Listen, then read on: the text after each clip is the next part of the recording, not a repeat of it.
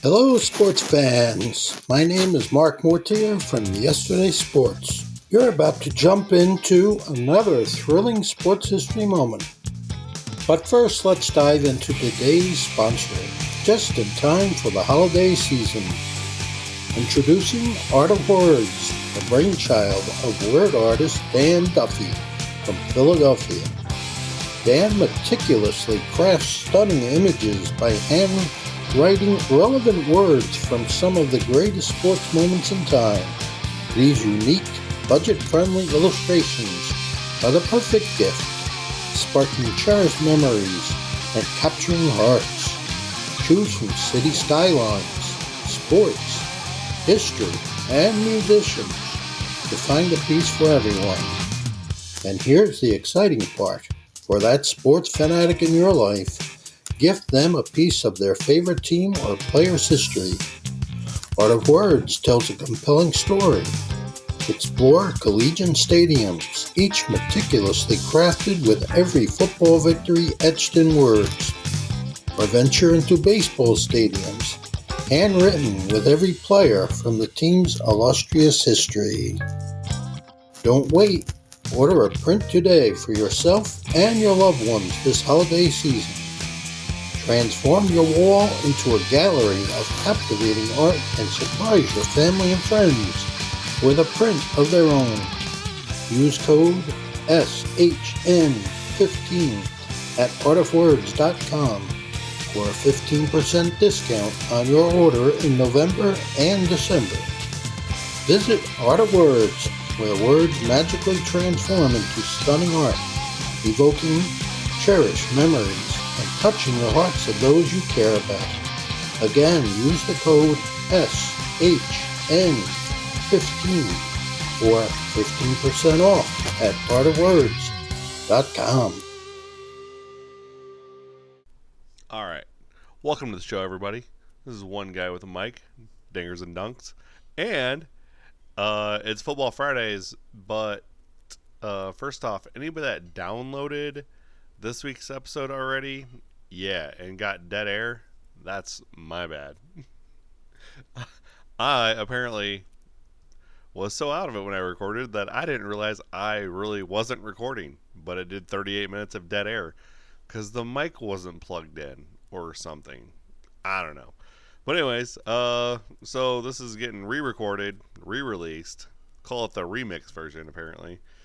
But hey, if I've been doing this for almost 2 years now, and that's the first time I screwed up on a podcast, I say I'm doing pretty well then. So that's good. Just a rookie mistake, apparently. Anyways, this week's topic is going to be the 1984 Tigers, the Detroit Tigers, probably one of the most underrated World Series champions that we've had in my lifetime, anyways, and quite possibly in ever. I mean, so we'll get a little deep into that, discuss some players and stuff. As always, it's Football Friday on a Saturday night, and we've already had Saturday games. Ohio State beat Penn State. Alabama held on to beat Tennessee. Florida State came back and beat Duke. Utah beat USC. UNLV Running Rebels became bowl eligible after a win with Colorado State tonight. Then you had Ole Miss Auburn, and Ole Miss telling them to win there. Then wasn't the only upset that really was Iowa lost to Minnesota, 12-10. Real barn burner, let me tell you. So that's about it. Nebraska beat Northwestern, and fun fact for you guys, all you Nebraska fans that might listen to this podcast, Nebraska actually has an inside chance of making the Big Ten championship game. Hear me out. There's 5 games left in the season. They're 4-3. They play Iowa, Wisconsin. Both teams are currently ahead of them in the standings. Minnesota still has to play Wisconsin as well, who's also ahead of Nebraska in the standings and holds the tiebreaker. So, therefore, tied, because Nebraska's only got 2. Yeah. So, anyways, they're all right there jumbled together, and so if Nebraska wins out and Wisconsin beats Minnesota, the last game of the year, Nebraska is your Big Ten West champion. Say it with me, folks. Who would have thought that? All right. Now, there's a little rundown of that. We'll get to the NFL Sunday picks coming up at the end of the broadcast. So let's have a little fun baseball fact now, shall we? Did you all know that since 1981, the Los Angeles Dodgers have won 3 World Series? 2 of those World Series were in shortened seasons: the '81 strike and the 2020 COVID year.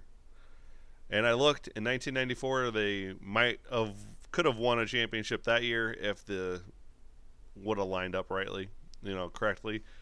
But that Montreal Expos team, as I've stated before in a podcast, was just dynamite.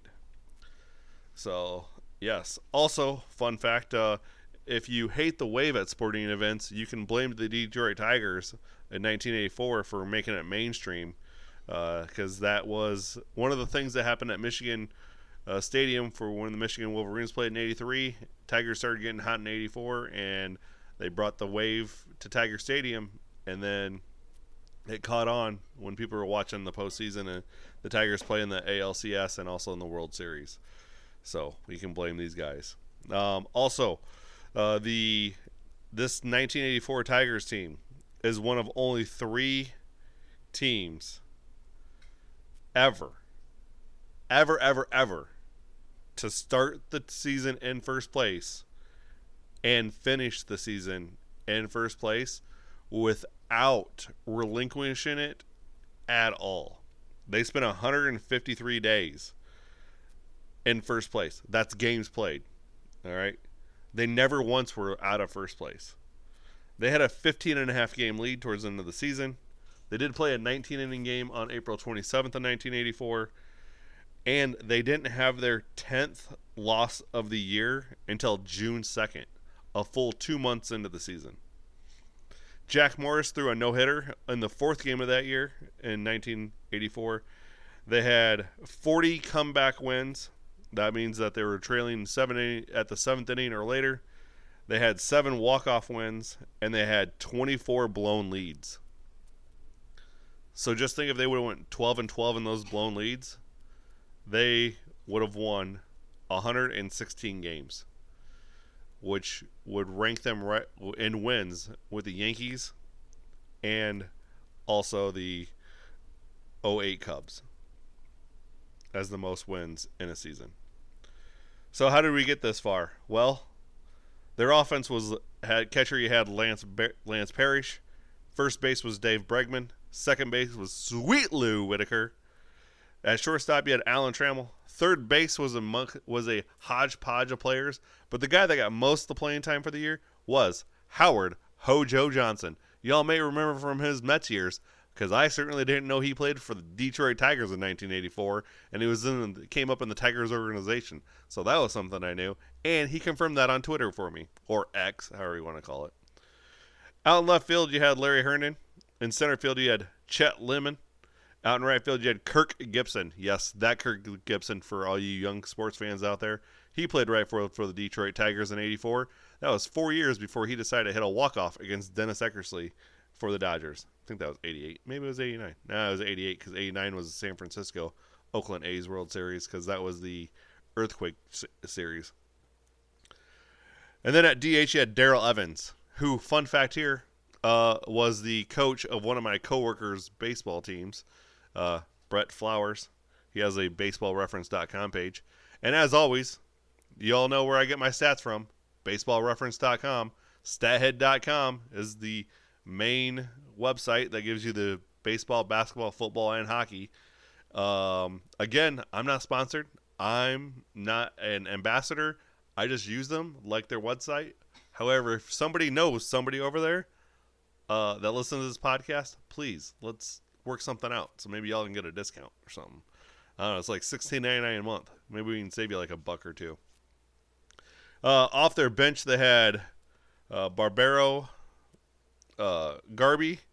They had Tom Brockins, Rupert Jones, Johnny Grubb, Rusty Kuntz, and that's Kuntz. I'll let you pronounce that how you want to, but it's Rusty Kuntz. Okay. Marty Castillo. And then in the pitching staff, they had Jack Morris as their ace, Dan Petrie as their second starter, Milt Wilcoy as their third, Juan Baringo, I can't even pronounce that, Juan B as their fourth, Dave Rozema as their fifth. Their bullpen closer was Willie Hernandez. Aurelio Lopez was the setup guy, and Doug Bear was the other guy that saw the most innings pitched out of the bullpen. So, where did this team rate offensively in 84? Well, they were first in runs with 829. They were fourth in batting average with 271. First in on-base percentage at 342. Second in slugging percentage at 432. Second in OPS at 774. They were first in dingers with 187. Sixth in stolen bases with 106. Their pitching staff was first in wins with 104. They were first in ERA with a 3.49. They were 10th in complete games with 19. They were first in saves with 51. And they were fourth in Ks in 914. That's how that offensive was a complete juggernaut in 1984. That's how that worked out.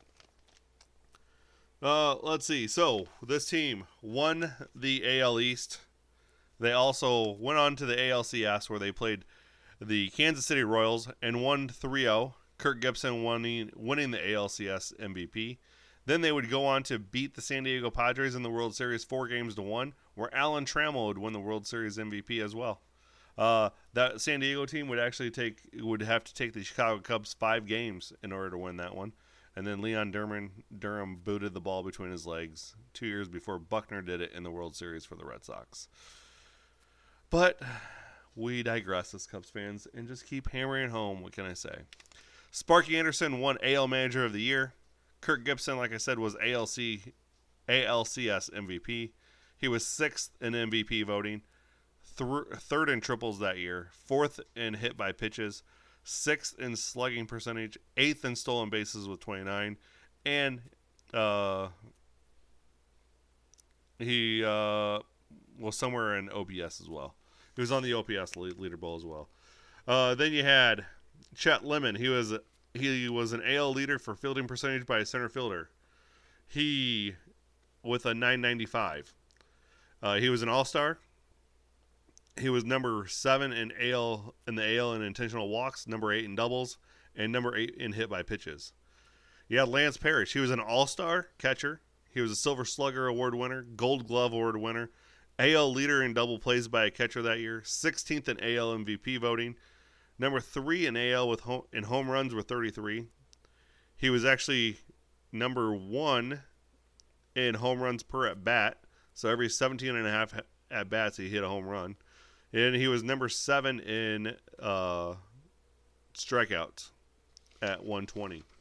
You had Alan Trammell, who ended up winning April Play of the Year that year.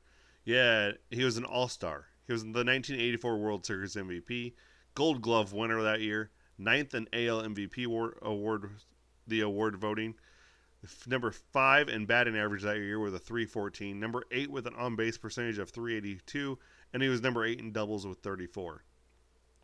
You had Lou Whitaker up the middle as well, playing second base. He was an AL Gold Glove winner, AL Silver Slugger Award winner, AL All-Star Game.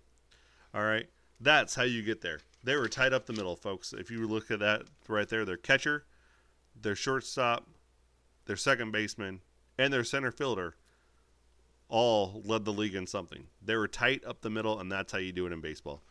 All right.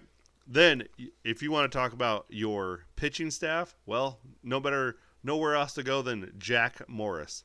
He was an all-star. He won the AL Babe Ruth Award. Didn't even know that was an award till just now. Didn't even look into what it was. Should have, but didn't. Finished 7th in Cy Young Award voting.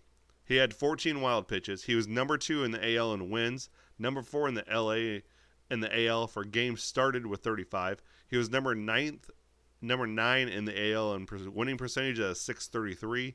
He was number 9 in Ks with 148. He was number 9 in walks. He was April Player of the Month. The month he threw his no. Now, this is the craziest thing ever because I'm not even for sure if Mariano Rivera pulled this off. But here it is. Willie Hernandez. their closer, the man that came in and shut things down. And it wasn't just the ninth inning, boys and girls. Oh no, he would come in and close things down starting in the seventh. Some games, seventh, eighth, and ninth. That was Willie. It was Willie time. All right, this dude was lights out. And what did this man do? Oh yeah, he was an all-star reserve pitcher. He was the AL Cy Young Award winner. He was the new Sporting News Pitcher of the Year award winner. He was the AL MVP as well. Cy Young and MVP. The dude's a closer. All right. He was the AL leaders in games pitched at 80. He finished 68 games that he pitched in. And he was number 3 in saves that year with 32. You want to know what else this man did? Here is his stat line from 1984. Was a 1.92 ERA. He had a 9-3 record, right? Going on with his 32 saves. He had 140.1 innings pitched. He only gave up 96 hits. He only gave up 30 runs. He only gave up 6 home runs that year. He walked 36 batters is all he walked. 8 of those were intentional. He struck out 112. All right. Let's see. Dude his whip was .941. Yeah. His strikeouts to walk ratio was 3.11. Just saying. Jack Morris Sr. that year. His stat line. I know we got into a little bit, right? He had a 3.60 ERA. He had 35 starts. He had 9 complete games. He threw 1 shutout, which was that no-no. He pitched in 240 innings that he had a 1.282 whip. All right. His strikeout to walk ratio is 1.70. Right. And then you got Lance Parrish, the man, the myth, the legend right there. Like I said, he was the man offensively. Right. So he had 75 runs scored. Right. He had 137 hits. He had 16 doubles, 33 dingers. He had 2 triples. So he contributed to 59 extra base hits. He had 98 RBIs. He had 2 stolen bases, caught 3 times. He walked 41 times. His batting average is only 237. So everybody complains about batting averages now, but even then, back then, it wasn't like fantastic. I mean, dude hit 237 crying out loud. All right, he had 237, 287 on base percentage, and a 443 slugging percentage. Like, he had 6 sac flies. Alan Trammell, other guy, right? Here's the other guy that was on that team. What did he do? Oh, yeah, 85 runs scored, 174 hits. He had 34 doubles, 5 triples, and 14 home runs. He had 69 RBIs. And that was batting in the 6 hole. Okay? Then he had a 314 batting average, a 382 on base percentage, and a 468 slugging percentage. All right? He granted into 8 total double plays that year. Sweet Lou Whitaker. What did he do for you? Well, he only scored 90 times that year. He had 161 hits. He had 25 doubles, 1 triple, 13 home runs, 56 RBIs. He had 6 stolen bases.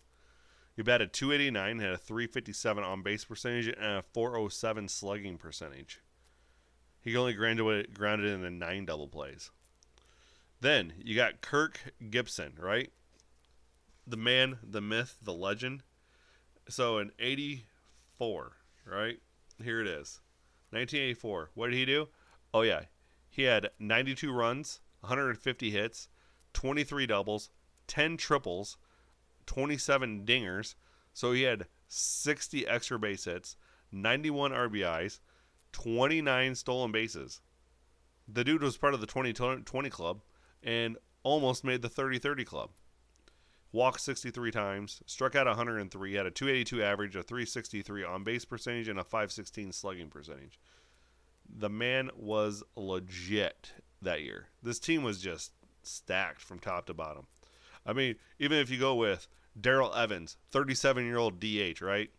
He scored 60 times. He had 93 hits, 11 doubles, 1 triple, 16 dingers, 63 RBIs, 2 stolen bases. He batted .232. He had 353 on base percentage and a 384 slugging percentage, right? Then you look at Howard Johnson, third year in the league, 23-year-old guy, only kid on the team, right? What did he do that year? Oh yeah, he had 43 runs scored, 88 hits, 14 doubles, one triple, 12 dingers, 50 RBIs, 10 stolen bases. He batted 248, had a 324 on base percentage, and a 394 slugging percentage. That's what I'm saying. And he was the weak link of the team. Howard Johnson, Sparky Anderson considered to be the weak link of the team. And I don't see how that's possible. I mean, the guy was still. It's not like anybody was blowing him out of the water, you know. Dave Bregman at first base. He had 42 runs scored, 74 hits, 8 doubles, 5 triples, 7 dingers, 44 RBIs. Like their RBI, they had 2 guys over 90, and that was Gibson and Parrish. They had one guy that had 76 RBIs in Chet Lemon, and then nobody else had over 70. Had over 70 RBIs. Crazy. Off the bench, you had Garby, who had 52 ribbies. Tom Brookins had 26. Rupert Jones had 37. Rusty Kuntz had 25. Johnny Grubb had 36. Like, those guys all had at bats at least, you know. Then you had Marty Castillo, who played a majority of the World Series, and he had 4 dingers and 17 ribbies during the season. Like, again, underrated because they just produced. Aurelio Lopez for your setup guy was 10-1 with a 2.94 ERA. Yeah, just and then you had Doug Bear, your other guy that had the most games coming out of the pen. He was a 5-3 record with a 3.75 ERA. Like, your highest guy with the ERA only appeared in 13 games, and he was actually one of your spot starters. Right, and he went 3-4, and that was Glenn Abbott. 3-4, and he had a 5.93 ERA. This team was just very on point, is what I'm getting at. And for them to, and I'm not the only one that has done the research and figured this out as well of how great this team is. You can also go to Bleacher Report, who just about a week ago did their top 50 teams all time, and the 84 Tigers were ranked 9th all time. They have the 19th most wins by a World Series champion ever. And they were the 5th most wins since 1982. Only the only the 86 Mets, the 98 Yankees, the 2018 Red Sox, and the 2022 Astros had more than 104 wins and won the World Series. So I would definitely put this Detroit Tigers team up against anybody. And you also got to remember, Jack Morris was just a gamer. Like, he won a World Series with the Tigers in 84, the Twins in 91, the Blue Jays in 92, and the Blue Jays in 93. He won 4 World Series. 3 of those were back to back to back. I mean, he didn't pitch in the 93 season, but, he didn't pitch in the playoffs in the 93 season. So, but yeah. I mean, and then he did what he did with the Twins in 91. Like, holy crap. So, that's, I don't have any more words to say. I guess you guys can go to BaseballReference.com, look at the 1984 Detroit Tigers, look at the same thing that I found out. Go ahead and take care of it yourself. Compare the 84 Tigers to any other team besides the 4 that I just mentioned that had more wins than them. Like, this team could probably be the World Series champions this year. I mean, they'd probably have to run a little bit more. Probably be able to hit a few more home runs. But their pitching staff was pretty damn decent, that's for sure. So, that's what I got. That's what we got going on right there. It's fun times. This episode's definitely not making 38 minutes like the one y'all listened to that was blank. Imagine that. All right. So, it's football Fridays. Well, football Saturday. Football Sunday. I don't know. Wherever you want to take it. Hey, here are the picks for this weekend. Okay? NFL style. All right? We already know the Jaguars beat the Saints. So there was that, right? So what's your best 2 NFL matchups? Well, at the Newton game, you got the Lions and Ravens. At the 7 o'clock game, you got the Dolphins Eagles. So pretty good day to have some good football. No 8:30 games this week because The London games are over, and they go to Germany next. Let's see. The rest, you got the Browns, Colts, Falcons, Buccaneers. Falcons, Buccaneers. That will be for the NFC South leader of the NFC South. Whoever wins that game will be the leader of the NFC South. Most likely the Buccaneers. Then you got the Steelers, Rams. Steelers coming off a bye. Rams playing at home, looking pretty nice. They just pulled Darrell Henderson off the streets to put him as a running back. Then Monday Night Football is the Niners up at U.S. Bank Stadium against the Minnesota Vikings. So, we didn't drop an episode last week, but how did we do in our ESPN League? Well, we went 10-5 last week. That included the Thursday and Monday night game. All right, in Week 5 we went 6-8, so we are 53-41 overall. So, Week 6 picks, we're going to go with the Las Vegas Raiders over the Chicago Bears. We're taking Cleveland over Indy, Buffalo over New England, Washington over the Giants, Tampa Bay over Atlanta. We're going with Detroit on the road against Baltimore, a little get-back game because a couple years ago, Justin Tucker hit a 66-yard field goal that won Baltimore the game and denied Dan Campbell his first victory ever. We're going to go Pittsburgh versus LA, the LA Rams. Pittsburgh's second time out at SoFi Stadium, and the Rams are going to pull out the victory there. Then you got Arizona versus Seattle. Kyler Murray is not your quarterback yet. James Conner's still hurt, so we're going Seattle Seahawks. Then you got Green Bay versus Denver. This has been a toss-up for me, and I've been going back and forth on this all day long. Do I get, or all week long, do I go with Sean Payton and Russell Wilson at home? Or do I go Green Bay off a bye with Jordan Love and A.J. Dillon? Right, so I think we're going Green Bay over the Broncos. All right. Then we got the Chargers versus Chiefs at 325. Chiefs, obviously.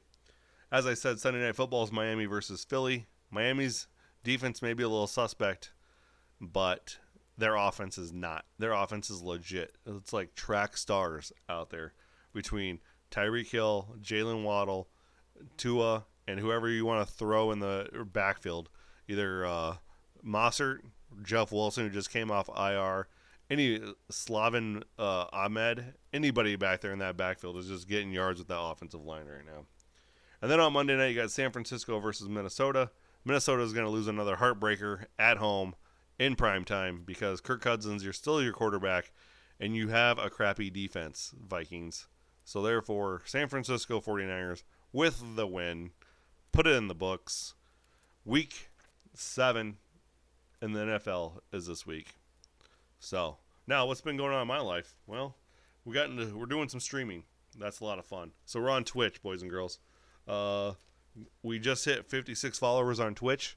So we've streamed the number of times that needed to be for the month. We've also streamed the number of hours needed for the month. Now we just need the viewership.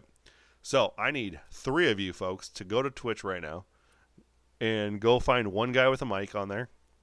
Hit that follow button, okay? Then I need you to turn your notifications on, just like you do with the podcast, just like you do with with everything else I ask you to do. You got to ring that bell so you get a notification of when I go live, right? Instead of when I drop a podcast, it's when I go live. All right, so I need you to do that for me. Then I need you to tune in because guess what? We're playing Madden Thursdays where we bust out Madden 24. We got COD Tuesdays, which is Call of Duty on Tuesdays. And then on Wednesdays and Fridays, it's dealer's choice, basically. So that's what we're doing for here on out. Winter is upon us. Golf is over. Me and my buddy Baker shot a plus 20 in a 2-man Scrabble with 2 eagles and a birdie. Now that is some magic. We both drove the green on a couple par 4s. Mine was a 280. His was like a 300-yard par 4.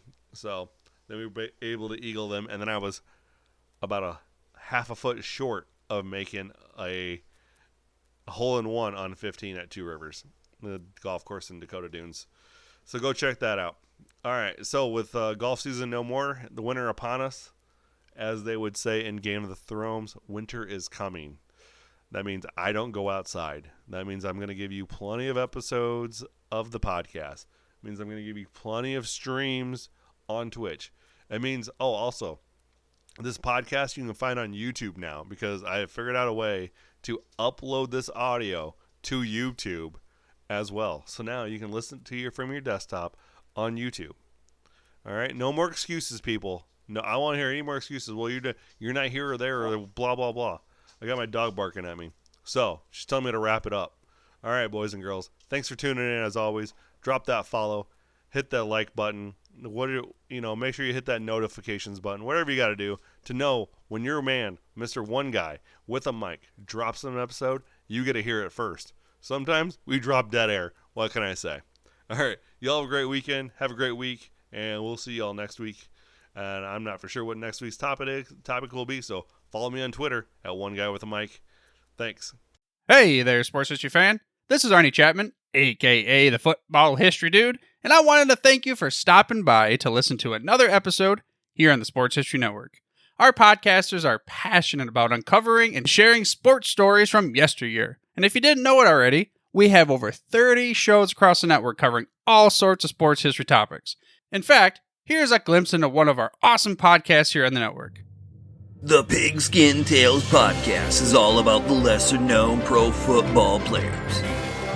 Yes, there are stories about the ones we know, like Brad Tarkenton and Harold Red Grange.